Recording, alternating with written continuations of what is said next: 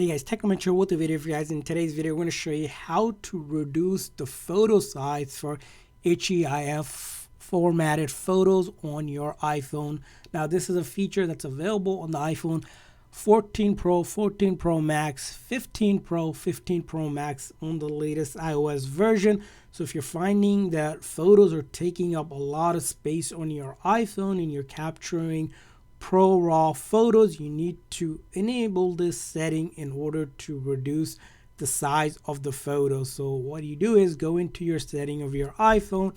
Once in your setting, you want to scroll down to find camera setting, and once you go into camera setting, you're going to look for formats. So under formats here, you'll see there's a Pro RAW and resolution control. So if you're using this feature already for Pro RAW and resolution control, you want to click on Pro default. And as you can see here, if you're using HEIF for this, it's going to take 48 megapixel. It's going to take it a 12 megapixel and then 48 megapixel. So here you can see the sizes for each one that you're going to get: 5 meg, 25 meg, and then 75 meg for each of the formats. So the format that's going to be the least for the lowest or reduced photo size, it's going to be the first one here. While you're still taking a 48 megapixel photo, it's going to be only